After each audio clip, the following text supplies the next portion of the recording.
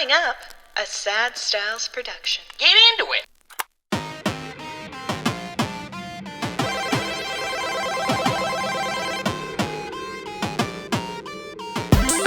Welcome to The Retrograde, the video game podcast where this week we learn all there is to know about the development of one of the most iconic video games of all time. Today, my name is Mikey Rarenworth, and you'll find out why in just a little bit. Today is also a unique day because I'm not used to doing the intro, and you would know that if you've ever listened to this podcast before. If you're new, hey, thanks for listening. I think we may have a bunch of new listeners just based on the topic of today's conversation, which is, as I mentioned up top, one of the most iconic video games of all time. Super excited today to be talking to not my usual co-host of Andrew Bascom, but someone very special. We're joined today by this special guest who is honestly far too highly qualified to be blessing us with her time today. If you don't believe me, well, okay, she is an associate professor of English at Regis University. That's correct. I can barely speak English, even though it's my first language. She is a co-producer of the podcast Sweet Bitter, which explores the continuous, attempted, and often successful historic erasure and marginalization of queer and female identity. I co-host and co-produce a podcast with another guy called The Retrograde, where we regularly mispronounce names as simple as Neil Druckmann. She is the author of poetry collections such as Mega City Redux, which won the 2016 Green Mountains Review Poetry Prize, Copper Mother, and Annotated Glass. I have written several poorly received, strongly worded emails to listeners of my podcast who took exception to my pronunciation of Neil Druckmann. She is here today to talk about her work with Boss Fight Books, writing the definitive history of the development and reception of Goldeneye on the N64. I read the beautifully written definitive history of the development and reception of Goldeneye on the N64, then immediately called my mom to ask her what she thought my biggest accomplishment in life was. She didn't have much to say. She is Alyse Knorr, and I am extremely excited to sit down to talk with her today. Alyse, thank you so much for joining us. Thank you so much for having me. That was an incredible introduction. Thank you. I spent the past we've been talking about scheduling this podcast for a long time. The reason why it took me so long to finalize it was because I was just writing the introduction. I needed the perfect amount of self-deprecation. It comes very easily to me, but yes, the parallelism is beautiful. Thank you very much. Well, as an associate professor of English, geez, I'll take that with high esteem. Yeah, thank you for having me. No, I'm super excited to get into this. When you reached out, honestly, we get a lot of messages to the Retrograde email account. A lot of them are spam. And I honestly, this one, not to kind of tip my hand a little bit too much or fanboy out here, but it seemed almost too good to be true.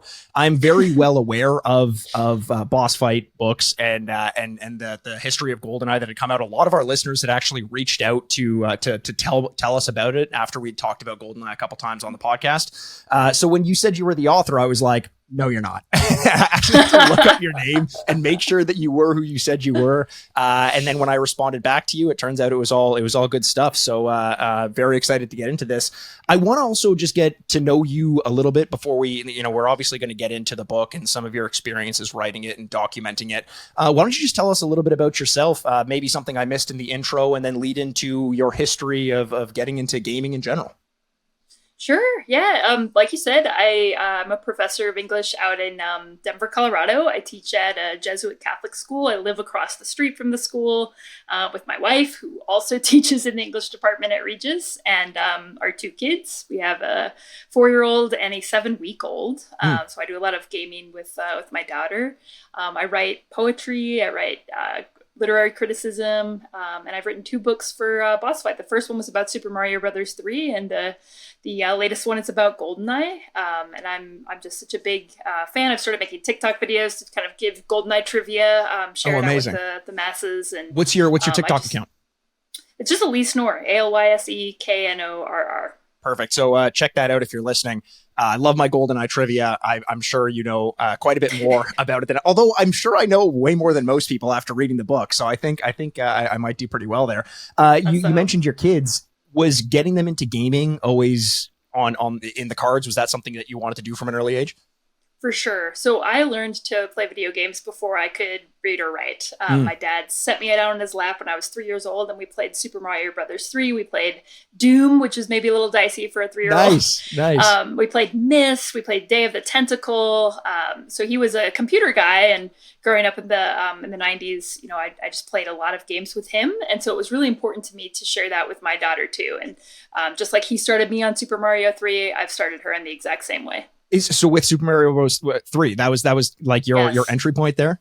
Yeah, I think it just the timing of it came around when I was old enough to hold a controller, and he had the NES, and he was really excited about it and addicted to it, and he just wanted to share it with me. So obviously, we focus a lot on retro games. I wouldn't by any stretch consider myself an expert on retro games. The whole idea of this podcast was to go back and see whether or not our experiences playing games as kids would actually hold up in the modern day. So it's fascinating to me that you would actually choose a retro game to introduce to your kids first. Is there anything to that? Basically just, the simplicity of it, the ease of access, the less complicated, or was it just because the symbolism of that being your first entry point as well? Oh, that's such a good question. It probably is a little more, I mean, it's both, but it's probably, if we're being honest, a little more the latter, a little more the nostalgia of wanting to share with her the exact same game and the exact same memories as I did with my dad. I did show her the other day, I downloaded, the Peppa the Pig game on Xbox, and it's my favorite game. It's so much easier for her. Yeah. Oh yeah. It's classic. Oh yeah. It's great. It's great. It's so easy. It's so much easier for her, and it's more in her wheelhouse. And so she really enjoyed that. But what I find so amazing, and I talk about this in the Mario 3 book, is that nostalgia is usually, it means the word means a bittersweet longing to return to a place that you can no longer return to, usually a site of one's youth, a playground you grew up on, it's been demolished, it's been destroyed by a mall, whatever.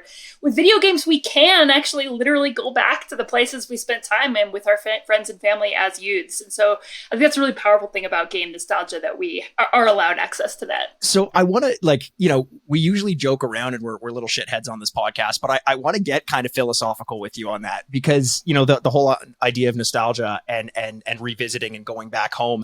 I have a different experience with games sometimes. Where revisiting the games that I used to play, like the best example I would give is running around in the garden of Super Mario 64 for the first time. Like literally one of the greatest experiences of my entire life. Hard to top. It was unbelievable. Now going back, I've had so many other experiences playing in 3D space that the wonder of that moment has been dulled out a little bit. Do you find that, apart from the sights and the sounds kind of like bringing your sense memory back, do you find you're able to just really put yourself back in the position of being a child on your dad's lap playing Mario? Or is there that disconnect that you kind of find it hard to bridge sometimes? It's a great question. I mean, I think that, of course, there's never going to be that first time for anything, for first time to play a game, for your first kiss with your partner, for the first time you see that plot twist in The Sixth Sense, nothing's going to compare. And it does depend game to game for me. So like I've been trying to play Goldeneye on the Switch and the Xbox. And even with the controls reconfigured to make them normal, it just doesn't feel right. It doesn't feel right unless you're holding that really sticky N64 monstrosity of a controller in your hand. That's the only way it feels right. But at the same time, I think that what's really fun about memory is that you're always revising the memory. That's how our memories work. We're rewriting every time we do the experience. And so it can actually be new every time. It's new for 36-year-old Alyse to go back and play that game with my 4-year-old. It does feel very comforting to me. I actually played through Day of the Tentacle the other night because I saw that it was available on the rare or the LucasArts replay collection, and I was like, let's just download this. And there was something so comforting about knowing where to put everything and what to get and what to do when, and it was just that kind of mindless, comforting, I know what I'm doing feeling, which so I have so rarely in my day-to-day life. No, that's true. That's true. Yeah, the what makes that game, and a lot of games from Lucasfilm or Lucas Games as well, exciting the first time you play them is figuring out the problems, and then playing them again. The fun part is the already knowing and kind of just getting to exist in the world without being too stressed out about it. It's like that difference between dopamine and serotonin, right? You're going to get the rush of newness versus the comfort of the familiar. That's a great way to put it. And the older I get, the more and more comfortable I am with the familiar. So I like that quite a bit. Do you in general consider yourself to be more of a retro gamer, more of a modern gamer? And regardless of your answer, what do you find yourself playing for yourself nowadays? This is wild, but I got my very first PlayStation in my life, like a couple months ago. I've always been sort of a Nintendo girl, both retro stuff and some newer stuff. And I've, Xbox, I'm really into the Bethesda games. I love big world building games that I can just get immersed in for literally years. I find that I don't have as much time to game as I did before as a kid when I had endless hours. No limits on screen time as a child over here. So I do need to be a little bit more choosy about which games I'm going to fall in love with. But boy, was it, after having watch the world react to The Last of Us after watching the show, to go and play it for the first time, you know, as a 36-year-old, I was like, yeah, I get it. Did you play through it after watching the TV show? I did. That's fast. Have you played part 2 yet? Not yet, but I want to play it before season 2 of the show comes out for sure, because I've heard it's just, you know, wild. It's a big choice to make. It's so weird for a fairly old game. We've had to make the decision to not talk about the key moments of the story of The Last of Us Part 2, because now we're in spoiler territory for something that a lot of people haven't experienced. But I know so many people who are now making that choice to either, and, you know, talking about Neil Druckmann, I brought him up at the top of the episode, but to either get into The Last of Us game now and play it, or to experience the story for the first time in the TV show. My brother is one of the people who wants to watch the TV show first and then go back and play the game. So you think you're going to play it?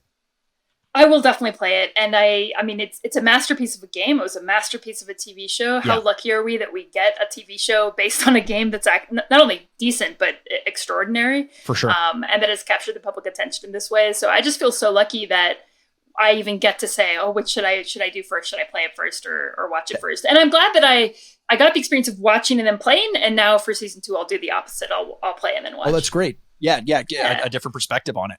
Okay, so let's get into a little bit of Goldeneye first. Before we get into the weeds with the book itself, in the book you mentioned that correctly, Pierce Brosnan is your James Bond. What is your favorite James Bond movie? You know, I actually just made a project with my wife, because we're at home. We teach, so we have the summers off, and we've got this little baby. There's not much to do, so we're trying this summer to watch through all of them, because I certainly haven't seen all of them, but we want to just watch them from start to finish. And I do think that, so Goldeneye is the first Bond movie I ever saw, because I, like many millennials, played the game before seeing the movie. Yeah, same. So, you know, for that reason, Goldeneye is probably my favorite Bond movie. It's just so iconic for all that it represents about my childhood, about Pierce Brosnan, about the connection to the game. And, you know, there's a situation where we should have watched the movie first and then played the game, because the movie came out 2 years before the game. But instead, most of us went the other way. So we got the delight of saying, like, oh, cool, there he is in the vent and facility. I've done that a million times. I've already beaten him there. I've been there before. You know, he's not doing it the way I did. He didn't shoot the guy's hat off. You got to shoot the guy's hat off. What are you doing? Yes. What is he thinking? What is he thinking? He's got to stand there creepily behind the guy at the urinal, just waiting for him to turn around. Why isn't he playing this game the way I was? Yeah, well, the guy isn't doing anything in the urinal, just standing there with his gun. Like, oh, you've never been into a men's washroom before? That's what we do. Is that what you do? Yeah. Okay. We just stand there with an AK-47 and just stare at the wall. It's just a mental break that we take. I like that. It's funny, actually, having just talked about The Last of Us, because I kind of agree with you. Goldeneye, for me, has to be it. Because I think it was the first time, that I had been introduced to James Bond really in any specific or major way, and B, it was a multi-screen experience. I had the game and I had the movie to kind of bounce my ideas off of. It bled out of just the movie screen, the TV screen at the time when I was watching it, and I got to kind of like imbue my own meta narrative to it. Yeah. And that's so fun. And I mean, the game definitely jokes with that. Like when you're in the bunker level and you have to go collect the tape, it's the object, you know, the sprite is the tape of Goldeneye the movie. It's just hilarious. There's so much going back. One of the most delightful things about going back and reading this book was all of the reminders, some of which I knew and some of which I didn't, of the little trivia things, not only that the developers put into the game, but why certain things ended up making it into the game. And sometimes the mistakes that ended up getting into the game as a result that became iconic parts of what we know Goldeneye as. And we'll get into a lot of that. Let's start off with this then. When you're setting up the idea of this book and you're talking about the interviews within the book, you talk about Zoom interviews a lot, especially in the beginning. Was most of the groundwork performed for this book during COVID?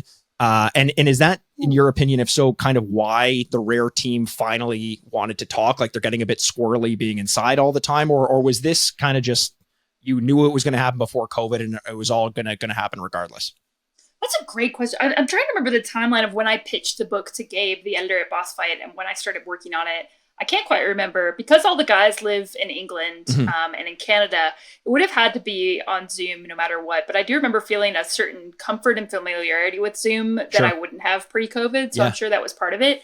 I will say what's really interesting about the Rare guys is that some of them, like David Doak, has made his public persona his Goldeneye experience. I mean, he's a character in the game. He's Dr. Doak from the Damn level. His avatar on Twitter, his profile picture is the in-game character. And he talks all the time about the game. He'll talk to anyone on Twitter about the game. He's given millions of interviews. And then other guys like Martin Hollis or A.D. Smith have either, in A.D. Smith's case, like barely ever spoken, or Martin Hollis's case, kind of talk sometimes and then go years without talking. And so I definitely did have to kind of start with the most vocal guys like David Doak and earn their trust, so that then they would connect me with the other guys who are a little quieter, and they would say, hey, this person really cares. She's doing a really careful job. You should talk to her. To the point where I was kind of in the very last hours of copy editing, like the last week of copy editing. And one of the guys got back to me and was like, hey, sorry, it took me so long. I've been ignoring you, but I think I want to talk to you. Here's some thoughts.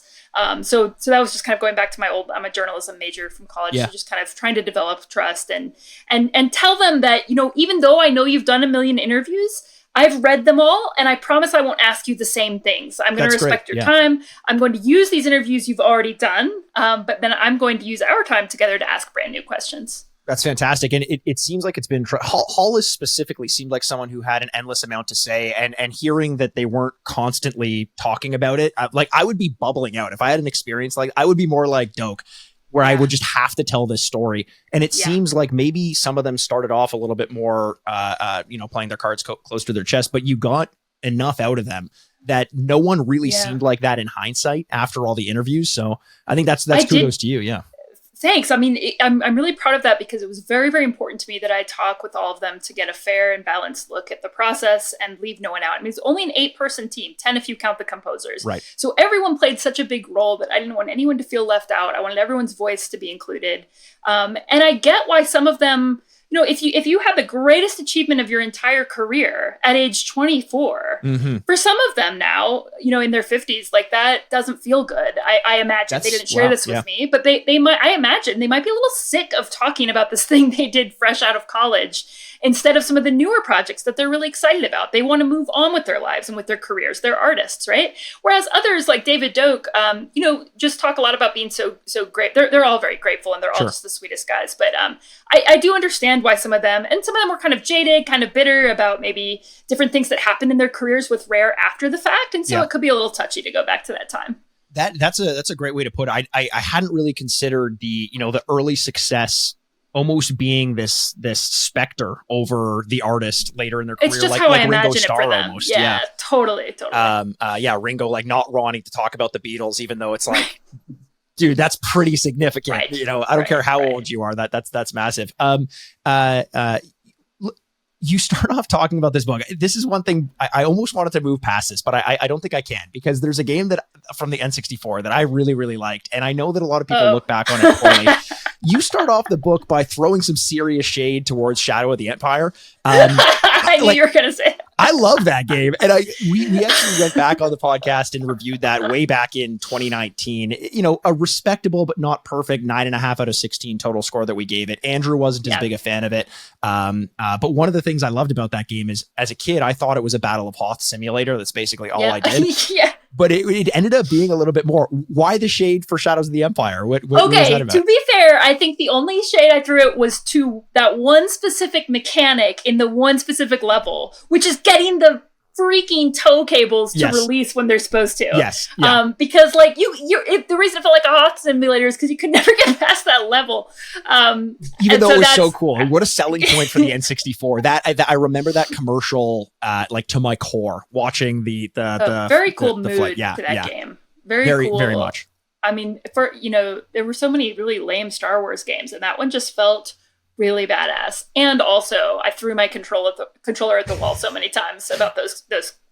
If somebody has a tip, if anybody has like a hot tip on how to make it work, I would love to know the tow cables. Yeah, I think modern day gamers would say just get good, and I know that being a fan of FromSoft games and being told to just be better. It's old school hard. I don't want to hear that from a 25-year-old. There was a time I was good at games. My brain doesn't work the same way anymore. So going back to what I was going to go to before I had to make that little comment about Shadows of the Empire. You talk about the success that this studio had and how this was kind of like peak success for a lot of these, fresh out of college developers at the time, and some who had no experience developing. How much of that do you think, though, is owed to the unique state of gaming at the time? With the Stamper Brothers and Rare and the community that they're able to build and the freedom that they're able to give. Nowadays, it seems like the stakes are almost too high in modern day game creation, too expensive. Is there another game company you see out there right now that you would compare to Rare at the time that they were developing this game? Oh, that's a really good question.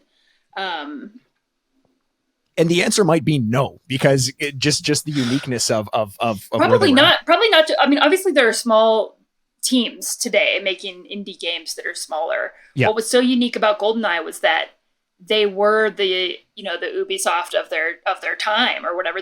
They were the AAA biggest budget title, and they were still an 8-person team. So I don't think that is ever going to happen again in games. Because like you said, and the guys talk about this because most of them are still in the games industry. Sure. And so they've gone from working with 8 people who are best friends in a barn, like family, making all the decisions together, to there are 8 people on this one lighting graphic alone. Yeah. You can't talk to anyone. And they expressed a lot of frustration in seeing that change over the course of their career, that there isn't that feeling of close compatibility and teamship and teammanship. They all, even the ones who had some conflict with the Stamper Brothers when they left Rare, they all had the most glowing things to say about the Stamper Brothers as leaders, as people to work for. Just the amount of freedom they gave them, the amount of trust they put in them, the amount of flexibility they gave in their deadlines, none of which is possible today with the big budget studios. So I think it's a combination of both. Yeah, there's a very fluorescent thread that you've weaved through the story, which is, you and the people giving the interview, which is the Stamper Brothers. Especially early on, the backdrop of Rare and the Stamper Brothers, their stories really, it's one almost of artistic control, and one that kind of doesn't exist for a lot of studios now. After the success that they had with Ultimate, they sell it and rebrand under Rare. After Donkey Kong, they decide purposely to make fewer games. Initially, they turned down the licensed opportunity with Goldeneye because it would limit their artistic control. At what point do you think was it that they just said, enough is enough, we're kind of taking a step back, maybe we've gotten too big? Or do you think they just kind of rode off into the sunset and we did what we need to do? That's really good. Just as a side note, the other thing that makes them so unique now and then was the fact that they were this family business that their mom was serving their employees lunch in the canteen, and their brother was driving people to the airport. It's just wild to me. And that there were chickens walking around the facility. It was this old farm until they weren't, until someone ran over them. You just glazed over that. I'm like, I want a chapter on the chickens. How murder in the Yeah, and the fact that a lot of the physical space of the Rare campus in that time is reflected in Goldeneye the game. Those security cameras that you're shooting left and right in Goldeneye look exactly like the security cameras on the Rare campus. And the fact that you need a key card to get everywhere in the Goldeneye games, the same as it was on the Rare campus. They were so private team to team about their games that if you weren't on the Goldeneye team, you did not have a key to the barn to go in there and see what they were. But anyway, when you read like Simon Parkin, a journalist who I admire so much, has done some great writing about the collapse of, Rare's is still going, right? But they're not what they were in the 90s. No. And he attributes that to the buyout from Microsoft. Yeah. The line he says that I really appreciate is, the groom was rich and the bride was beautiful. And basically that Nintendo and Rare in the 90s, they had such a synergy between them as companies that just really created something special.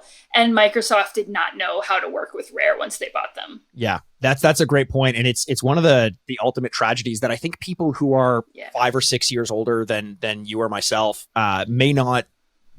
or 5 or 6 years younger, may not have picked up on like what Rare was when they were at their peak. You look at the number of hits.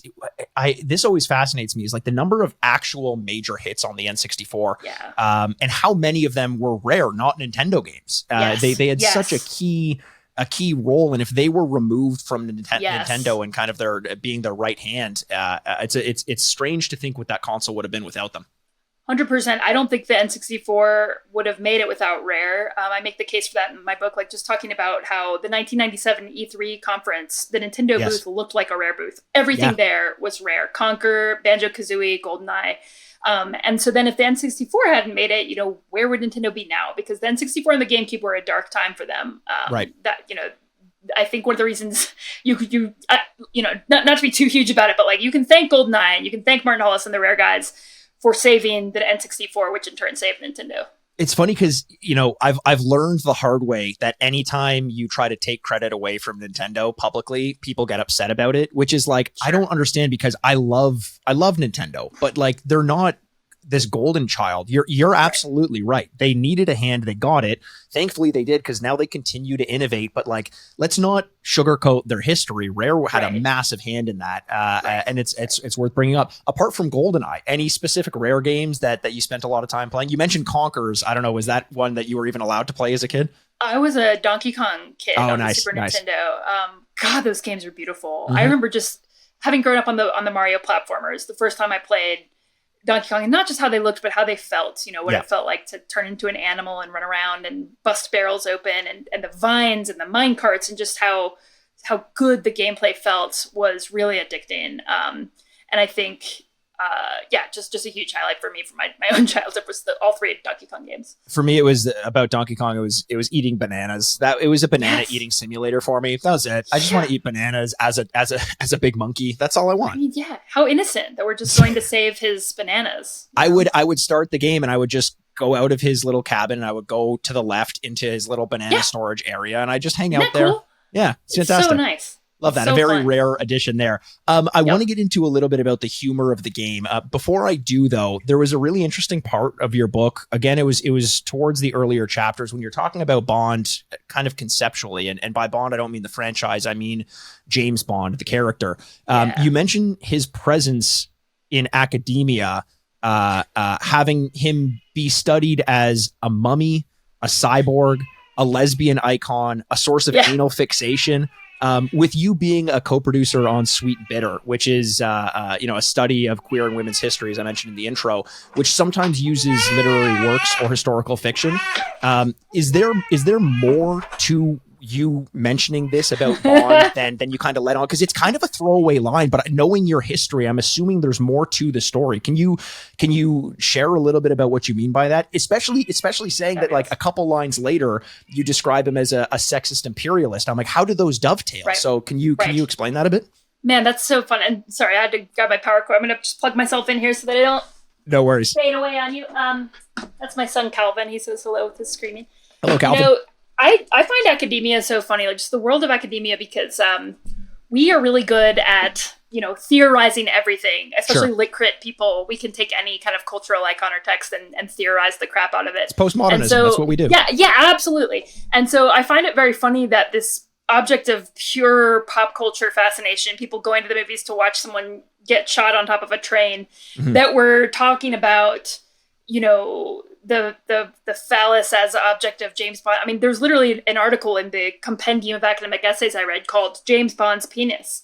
And it's like this Freudian study of the phallus and the gun and all the stuff. And so to be able to inhabit a space where academics both, most of us kind of look at him as a symbol of sex, patriarchal power and imperial power.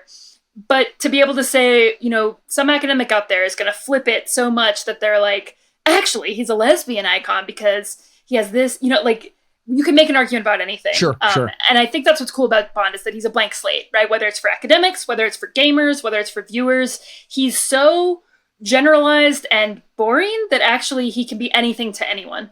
That's he's a great an avatar. Point. And Mario. Like Mario, there you go. Yeah, he has Bond has a voice, but Mario doesn't. But I know what you mean, especially in the sense that Bond has been treated so differently in so many of his different movies that you can almost make an argument for anything. What I did find fascinating, though, was around the time of Goldeneye specifically, it seems like the treatment of chauvinism and sexism takes on a different meaning. I rewatched it recently, and for the first time watching a Bond movie, it wasn't just watching it through the lens of history, saying like, oh, what he's doing is really really questionable. It's the characters around him are commenting on it. And he doesn't seem to get the point. In that sense, it almost makes it like a commentary on what he's doing. It's like, you can keep being the same person, but it's not going to fly anymore. Yeah. 100%. I mean, my wife and I just rewatched the very first Bond movie, Dr. No, from 1963, and it was, I mean, you know, he sleeps with women right before he arrests them. He saunters in and just basically starts giving Moneypenny a massage at work. And so when you compare Goldeneye to that, where he's just like making some little comments, it feels like, wow, we've come so far in 30 years. What's so interesting about that period of Bond, though, in the films is that they wanted to have their cake and eat it too. It was a time of political correctness where everyone wanted to preserve the Bondness by having him be flirty and by having him be a bit of a misogynist dinosaur, as M calls him that. Yeah. But to point out to the viewer, we know this is antiquated. We know this is problematic. We know this is archaic. They will have M make that comment. They will have him kind of be laughing at himself. And they even did that in the PR, right? Like, on the one hand, they want to say in a lot of the press statements, no more Bond girls, no more bimbos. We've got a computer scientist. We've got a badass General Xenia Onatop. Yeah. But then you had Pierce Brosnan in the PR for the movie going around and saying, yeah, he's a chauvinist and that's the best thing about him. And if a woman talks back to him, he'll give her a little slap. So you're like, whoa, we're trying to do everything at once here. Yeah, that part of it as well, because I hadn't seen that interview. When you mention it, I was in the camp of like, okay, Brosnan is ushering in this new style of Bond, but to have him in the interviews, sometimes not even saying chauvinist, just calling him a man's man, I'm like, that does not, it doesn't mesh. So that's a curious way to say it. I like that about them trying to have their cake and eat it too, or at least the general message being a little bit all over the place. But at least we're making some progress. Both in terms of our treatment of Bond and the female characters in the movie, and some progress to get back to the game itself in the treatment of video games and the graphical prowess and how we play, especially first person shooters on there, and tone. And I want to talk a little bit about that as our next point of conversation. One of the key elements of Goldeneye is this balance of humor. You say this is a balance of humor, violence, and humorous violence. If humor were taken out of the game, but the mechanics were the same, all right, so no paintball mode, no big head mode, no slappers only, how much better or worse worse would this game have been received? And do you think it would have had the same impact as it ended up having? I think because so much of the game's success and sort of iconic cult status among people today is still about the multiplayer mode and about having fun with your friends when you were in middle school or high school and you were just being so silly on the couch together, like shooting your buddy's face off while you like elbow him and chugging Mountain Dew and stuff like that. Like the big head mode and the paintball mode, Odd Job, right? Hilarious. All of that humor and silliness, I think, was so much a part of the lighthearted multiplayer element that I just really don't think it would be the same game if you took it out. Not to mention that as much as being super cool and super suave is part of Bond's DNA, so is camp and so is silliness, especially looking at like the Roger Moore era. But even, the first time we meet Pierce Brosnan in the Goldeneye movie, he's hanging upside down in a bathroom stall. Right. So like that silliness was even part of the Goldeneye movie. And there's always humor in Bond movies. I think some of the weaker Bond movies are the ones that try to be entirely grim and bleak.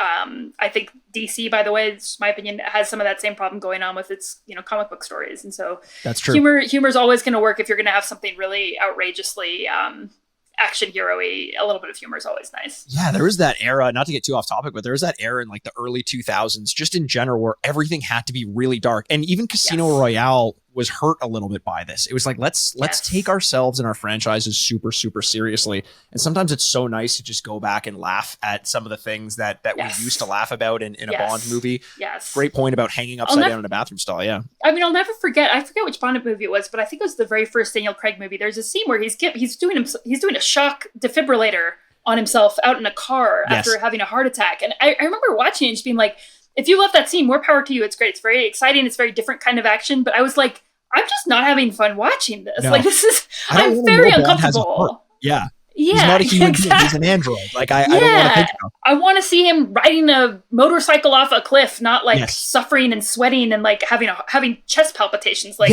this is not fun. Like, leave the chest palpitations to me. I'm the one chugging Mountain Dew and playing multiplayer Goldeneye. All right. Absolutely. Yes. Do you think? I think I know the answer, but I guess I'll say how much of the humor in Goldeneye ended up being intentional versus uncanny valley hardware limitations, issues on kind of the coding in the beginning. You see like repeating facial maps on enemies, that janky combat roll that they did, the weird chop animation and sound. How much of that, having spoken to the people involved in the game, do you think was intentional versus something that just kind of happened? It is so much more intentional than I think anyone would guess. I mean, from day one, before he even had assembled his team, when he made his pitch to the higher ups, Martin Hollis had written in his game design documents. We have this document. This isn't just from his memory. Notes to himself and questions about what is the appropriate level of humor. He wanted humor to be a part of the game from the very beginning.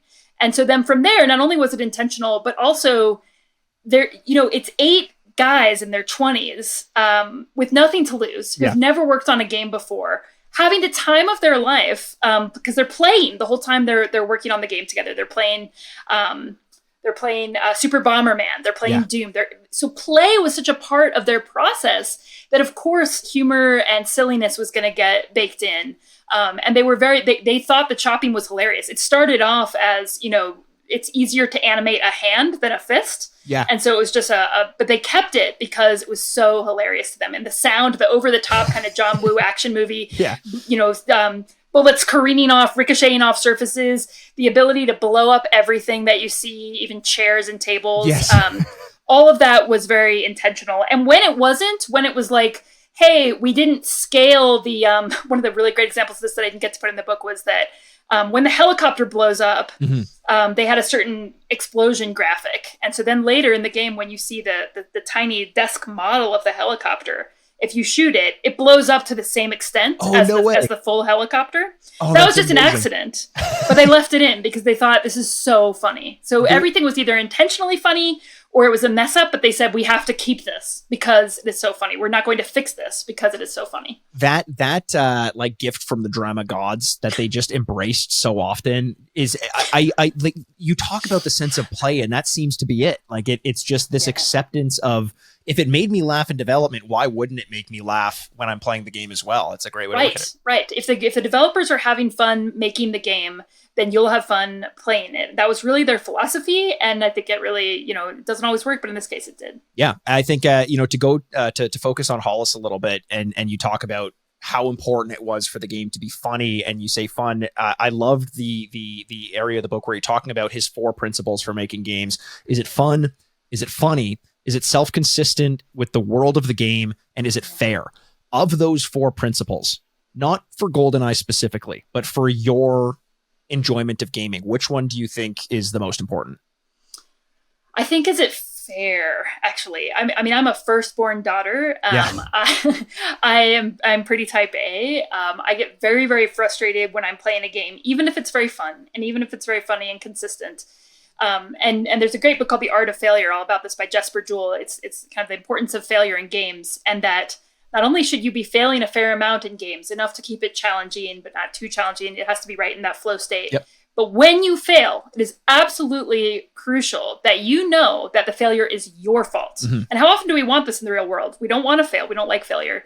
And we certainly don't want it to be our fault. We don't want to take responsibility for that. That's really hard. But in a game, what we go to in our free time, I mean, I love this paradox, is that we want to fail a little bit and we want it to feel like it's our fault. Because if you feel like, and it's a little bit the toe cables for me here, if you feel like I pressed the button, I pressed it and the game didn't register it, that's then fault, you feel like this game is trolling me and I'm doing my best. So it feels unfair. I'm 100% with you. I like comedy, I like humor, I like fun, but fairness is what it all comes down to. And I'll stop playing a game immediately if something like that happens. And fairness isn't necessarily, as you were talking about, ease. Fairness is not a guarantee of success. Success that isn't guaranteed is the success that we want. That's why, as you mentioned, on our off time, we try to fail, because on the other side of failure is success. And one of the most interesting inclusions into Goldeneye, I think, that you talked about in the game with this in mind, is the pause menu. I was hoping you'd bring that up. Yeah. Can you talk a little bit about that? I thought that was so interesting, and the awareness that the developers had when they put it in there. So if you remember from the game, when you're playing the single player campaign, you might be getting the absolute shit, shot out of you, and your mom calls you to come downstairs for dinner, and you have to hit pause. But if you're not behind a wall or you're not somewhere safe and you hit pause, you are going to get shot while the game is pausing, because the pause mechanic, the animation you probably remember, is that you're looking up at your watch, and then it's not till your watch comes fully up to your level of vision that the game actually pauses. Right. And same thing, once you unpause, you'll get shot a few times. So it's not an immediate pause screen, basically. It's like an animated pause screen. And this drove a lot of people nuts, right? Because you were like, I can't pause without getting hurt. And it was incredibly frustrating. Martin Hollis thought this was absolutely hilarious. Yeah. He thought it was fair within the world they had created, which was very, very, very first person, very, very, very, at the very beginning of every level, the camera spins around and sticks you into James Bond's head. It really wants you to remember that you are Bond, you're wearing Bond's watch. You don't, if you're Bond in real life, you don't get to just pause. Right. And so they thought it was very fair. And they also just thought it was really funny. And they kind of thought, the first time it happens to you, you need to learn that that's the rule, and then it's fair because it's the rule, and you've got to work within the limitations or within the rules the game has established. Yeah, that specifically is the most interesting part of it, because we talk about this cut and dry, is it fair or is it not? And when I was reading it for the first time, I was like, right, I fucking hated that. I hated that. But his explanation of saying, the first time you think it's unfair, but then you've learned it. Like, fool me once, shame on you. It's consistent, right? It's not like the toe cables. Sorry to keep going back, but it's like it's consistent that every time it behaves the same way, the mechanic operates the same way, and you do have to go into and out of the pause screen a good amount, because that's how you access your inventory to set up gadgets and data decoders and things like that. So it becomes a challenge. It becomes another layer of challenging play mechanics, like in the bunker levels, especially. You might really be getting shot out, but you have to go into your watch inventory and grab that data decoder. Right.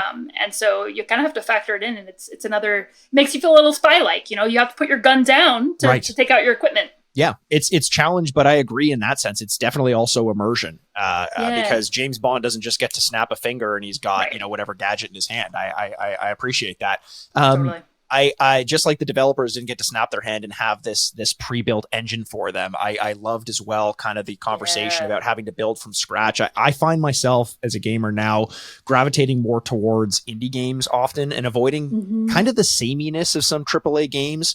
And a lot of that has to do with the underlying engine. Edmonds at one point says it's just so completely different from Unreal or Unity Engine today, which basically just does everything for you. Do you, as someone who used to play retro games and continues to play games now, do you find that there is an element of sameness in some of the AAA games now, and you sort of pine for some of the differentiation between when developers had to build from scratch more often? It definitely feels like the difference between, like, when you look at a painting in a museum or a gallery that someone has labored over versus the kind of automatic AI art that, an AI can create. It has that uncanny fakeness. It has that feeling of being cold or alien, or and those games play so smooth and they're so fun. Like, I love those AAA games, but what's so fun and unique about a game like Goldeneye, I think, is that you feel like you're walking around someone's, like, college project, like their diorama of a level or something. Like, they wrote by hand every single line of code. Wow. And so it feels like a home cooked meal versus fast food or something. It feels like this was labored over. This is handmade. This is messy for that reason, but a human touched every element of this. And to me, that adds some kind of duende, some kind of soul that is really valuable. That's so interesting that you bring that up too, especially in contrast or directly compared to the fact that the Stamper Brothers ran kind of a family operation. It's like everything felt kind of homegrown, with the mom cooking the meals, as you mentioned, and the brother driving to the airport. Totally. Goldeneye ends up feeling somewhat similar, because it's like it's like you can go out and buy store-made pasta, but if you make the noodles yourself at home, it has that extra kind of feel to it. Yeah.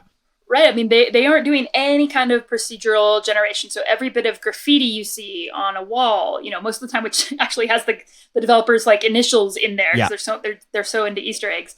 But everything was placed there by a human being. Right. I mean, it's just kind of beautiful, and it's sad that now it feels quaint.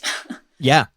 It's or of a bygone era, and now it's just it's kind of like certain types of dramas in the cinema sphere are just unmanageable now because of big budgets and lower budgets, and you just can't get certain kinds of movies or games now. And I mean, there's things I love about. I mean, I'm just such a massive Skyrim fan, and I'm so excited about Starfield. And of course, the thing that's captivating about those games is the scale. And so when you trade off the handmade quality, you get more scale, and that's a great thing to have. It's hard to have both at once, but they're both valuable. Yep, and at least we still have indie games to play. You know, in the realm of Tears of the Kingdom, I find myself playing Dave the Diver, which is a new indie game that came out recently, and it's great that we can do both if we want. Yeah. Yes, absolutely. Yeah, how spoiled are we? I mean, it's wonderful. Right, 100%. You know, I want to talk about, speaking of spoiled, I felt absolutely spoiled getting this peek behind the curtain of some of the development, because I love nothing more than like bits of trivia, like little bits of, oh, how did this end up happening? And this is how.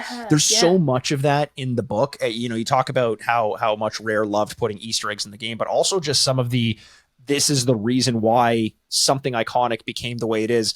For example, the story about the repetitive placement of the C's in the statue level, accidentally confusing players by making it that they thought that they were revisiting the same spots, and then thinking that they were just like doing, you know, just regular game level design. The fact that this was the first game to include location-based hits when you shoot someone.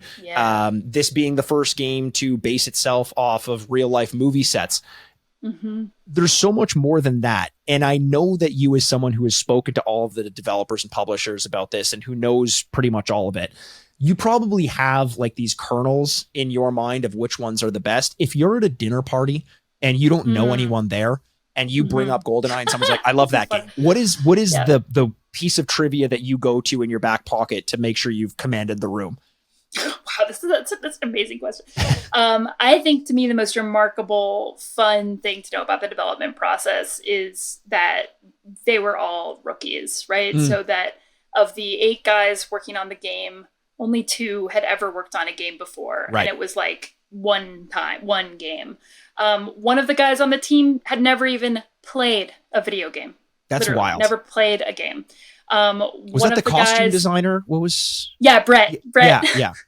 One of the guys, David Doak, had just finished a PhD in biochemistry, and that's how he came to game development. Right. So it seems so unlikely, right, that a game this beautiful could be made by these total rookies who Rare was kind of like, we don't really care about this project. They need something to do. They need something to cut their teeth on. This game's not going to matter. Let's let them do it. Right. And the fact that it's not despite their inexperience that the game became so great, but because of it, because they didn't know what they weren't allowed to do. They didn't know what was cliche and what wasn't. They didn't know what was possible and what wasn't. As a teacher, that matters so much to me, to be able to think about how creativity can come at any stage, at any age, and that, that you don't need, years, although experience in being a veteran is very important. Success can happen at any stage in your life. For sure. And that kind of that sight of what a game can be doesn't have to come from someone who's been making games their whole life. In fact, sometimes it needs a little bit of a step back in order to get some new perspective. Yeah.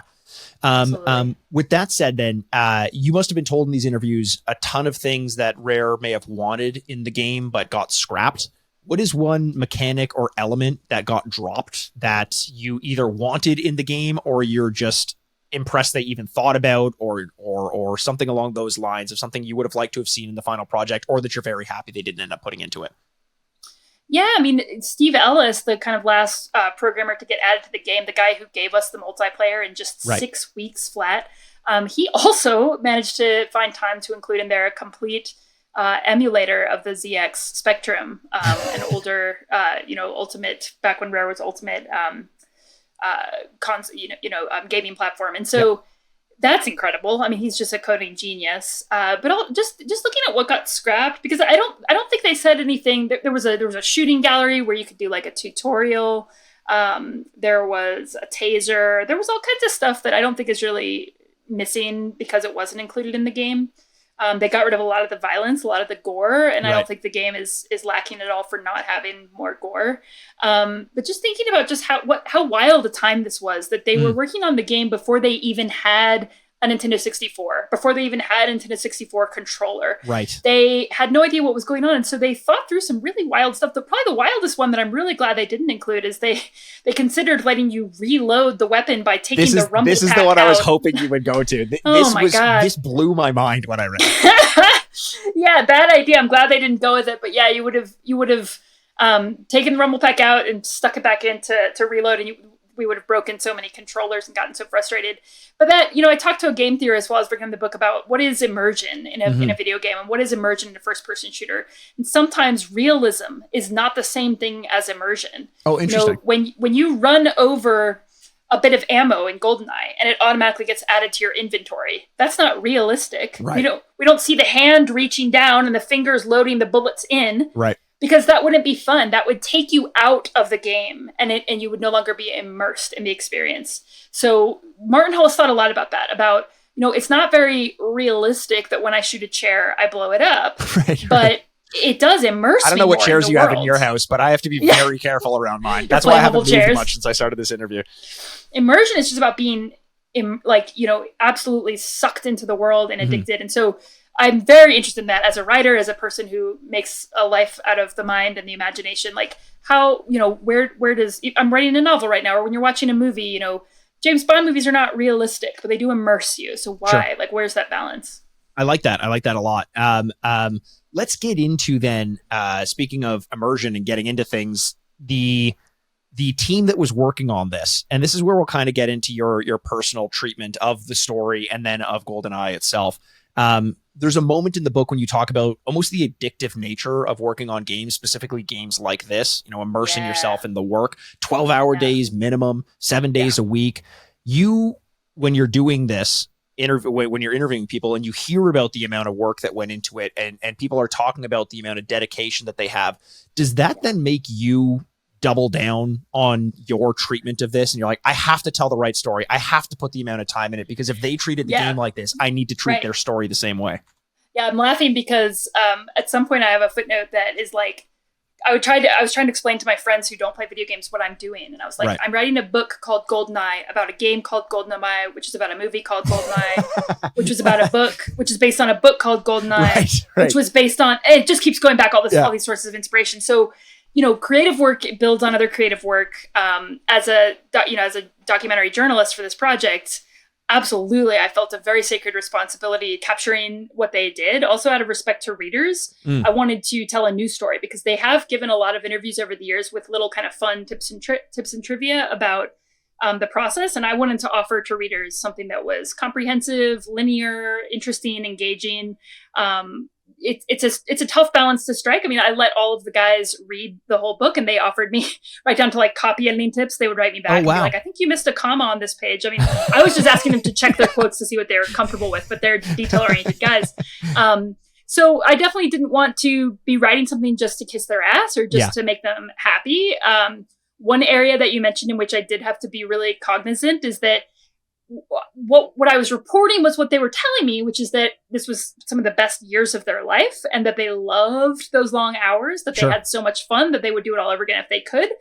I wanted to tell that story without glorifying some, unhealthy practices in the industry. Yeah, and that's become so common now. And I think that there are some people who, the addictive nature of working, and especially of working on something you love, it becomes noble, and to them and to some people, and it's no shot at that, but you're absolutely right. It's probably hard to talk to people who are talking about this time when our treatment of work and work culture was just different. It's not okay to force someone to work 12 hours a day if they don't want to. Now, if everyone's on board and they want to do it, okay. But I didn't think about having to kind of put all those pieces in play, treating it with the sensitivity that it probably deserves while giving credence to the amount of work that they actually did.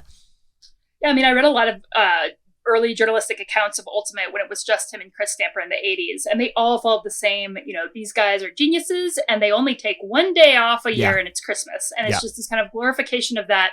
And I will say that after reading so many stories about development history, you never see a company be successful without hard work. But of course, there's plenty of hard work that doesn't lead to success. And so you don't want to kind of add fuel to the flames of that. Like fallacy of, or illusion of the, American dream, meritocracy, that kind of thing. Of course, they were British, but it was a tough balance to strike. I did include the story of A.D. Smith, who had to go to the hospital because he was so stressed out, and having heart palpitations and things like that. So I think that there was a range of experience, but part of what really lended that addictive quality was that Rare's culture was just really encouraging of that. And they had a really kind of competitive culture set up, also a lot of support.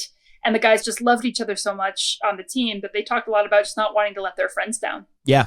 I think I think that was it's something that we kind of struggle with now, where you assume that greatness comes hand in hand with that amount of work, and trying to, give credence to it when it happened, but also understand that there are other ways to achieve.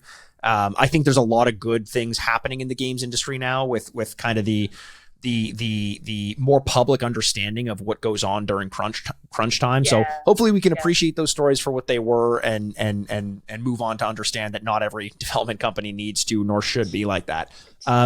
Now, as we move towards the end of the interview, I want to talk a little bit personally about your experience with Goldeneye, as we promised we would. Just some kind of rapid fire, some easier questions for you. Your favorite level, both multiplayer and single player, in Goldeneye? Ooh, multiplayer. I really like the complex. I think there's so many like weird little places to hide, and places, especially if you're doing like mines to kind of destroy people and lay traps and things like that.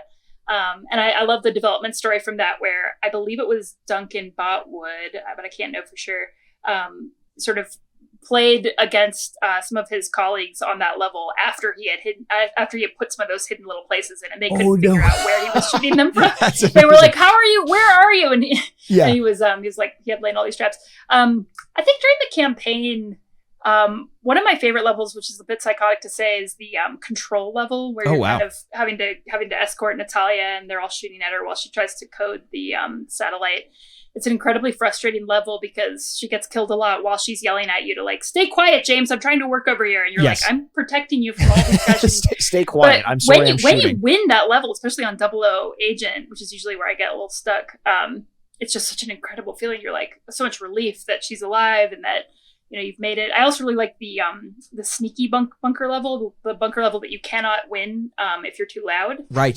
So I like this. I like the spy stuff where you actually have to use your knife, where you have to use your gadgets, and you can't be too loud. Yeah, that felt most unlike any other level I had played in a game before. Facility though, shout out to Facility. I always such a good level. Speaking of, many good ones. Were you a fan of like chasing after the cheats in the game? Like, would you try to beat the levels on a certain at a certain pace, like timing? Yeah, I didn't even like notice them. Oh, I don't know why. I didn't even notice them as a kid. I didn't pay that much attention to them, but I did talk at length, and I had a whole chapter that didn't make it into the final book about the speedrunning community of Goldeneye and Perfect Dark, and that is an incredible community with so much folklore and culture and just different stories and legends and competitions and drama, scandals.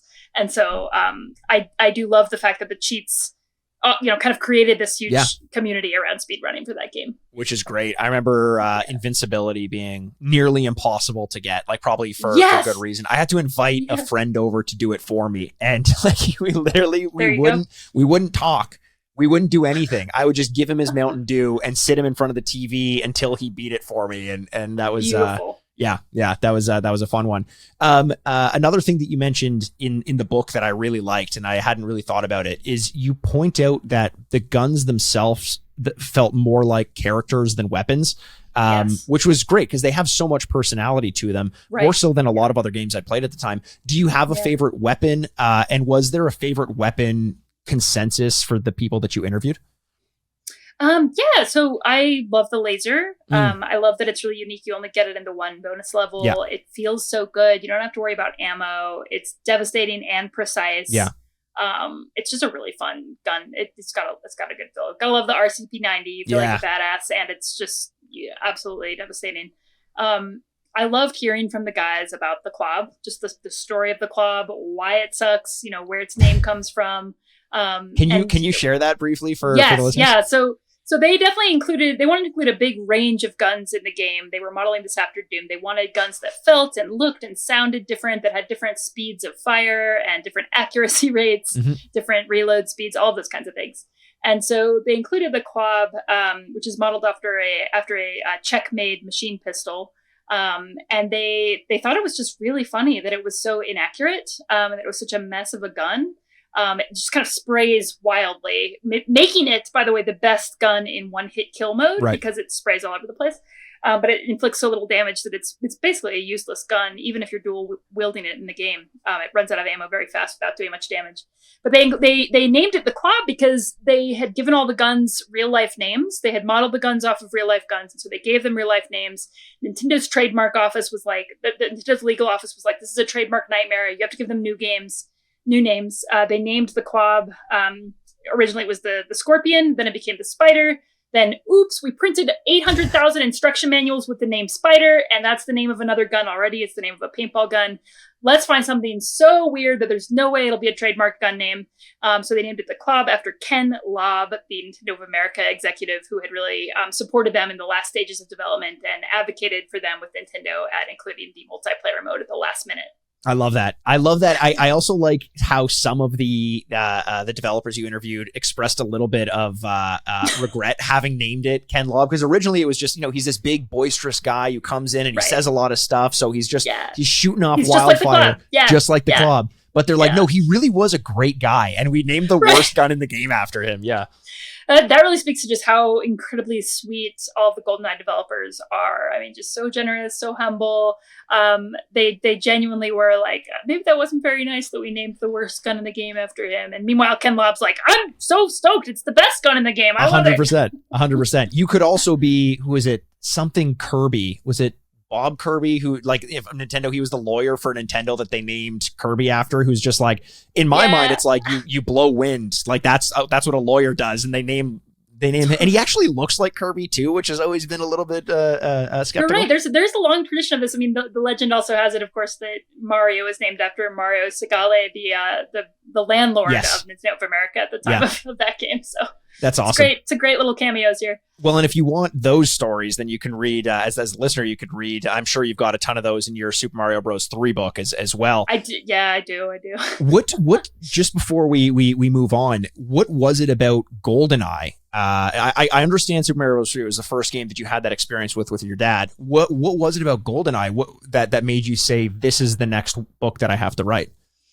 It's really the game of my adolescence, right? I was always playing it with friends at sleepovers, in middle school, high school, even into college. I played a lot with my roommate and my boyfriend and his best friend. And it's just such a party game, such a community-driven game. And so for me, games are about relationships. And so I had Mario, which is about my dad, and Goldeneye, which is about my friends. Nice. That's amazing. Any future plans to take a look at new games for Boss Fight?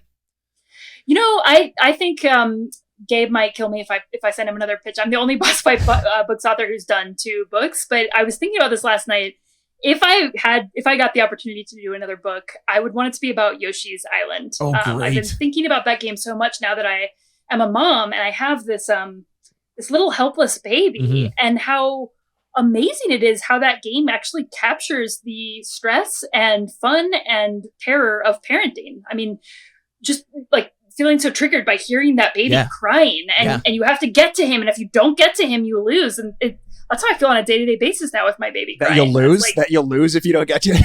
It's like, hurry. Like it's babies are little like alarms. And so the fact that, we were all playing this game where you're trying to save a crying baby, and we're kind of being put through the paces of parenthood in some ways is super interesting and strange to me. Have you heard the story about why the cry is in the game in the first place? No, I haven't. So again, this is all so the story goes. Who knows if it's true or not? You're the journalist. Sure. You call me out on it if you want. But apparently in play testing this game, they didn't have the baby crying, and people would just, their instinct was to just leave the baby, as though you would leave Yoshi running off in another direction when you lose him in Super Mario World.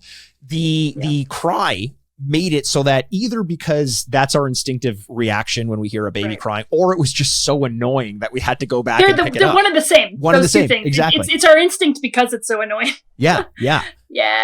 So, I mean, that's fascinating. So that would be, I mean, my next question was going to be what your dream project would be, but I guess that would kind of be it as well. Eh? I think so. I think I would want to sort of look at where that game came from, look at its really strange art style, that kind of hand-drawn, like childlike drawings. Look at how it's come back with the reemergence of Baby Mario as a character, all the babies in the Mario Kart games. Like, where did that come from? Why did that happen? And then just maybe a meditation. That's so weird. Why are babies driving these cars? Who gave them their driver's license and a banana? I know. It's so weird. I mean, why were we all so interested in playing a game where you had to take care of a little baby? Like, those of us who had little baby brothers and sisters, like, why hadn't we had enough of that? And I think I would just, my Mario book was about being a kid. My Goldeneye book is about being an adolescent. I can imagine my Yoshi's Island book being about a meditation on parenthood. Fantastic. I'm going to send this interview to Gabe as my pitch. I love that. No, you just sold it. That sounds fit. That's a great pitch. Well, thanks so much for joining us. Anything else that you wanted to add, or anything we missed in the interview? Anything you want as some closing remarks there? No, just my gratitude for having me. I'm so excited to have been able to talk with you, and I'm super grateful for your time. Yeah, it was a ton of fun. We might need to get you back for the Super Mario Bros. 3 interview as well. I would love to do that. Thanks so much once again to Alyse Knorr for joining us. Go check out her book. You can get that at bossfightbooks.com. Absolutely worth the read. I stormed through it. It's got some great pictures, some diagrams, some interviews, some insight. If this interested you at all, it is just the tip of the iceberg compared to what else is in the book. Alyse, thanks so much again for joining us, and thanks for listening. We will catch you guys next week on the Retrograde Podcast. Furnished by Sad Styles Productions. Get into it.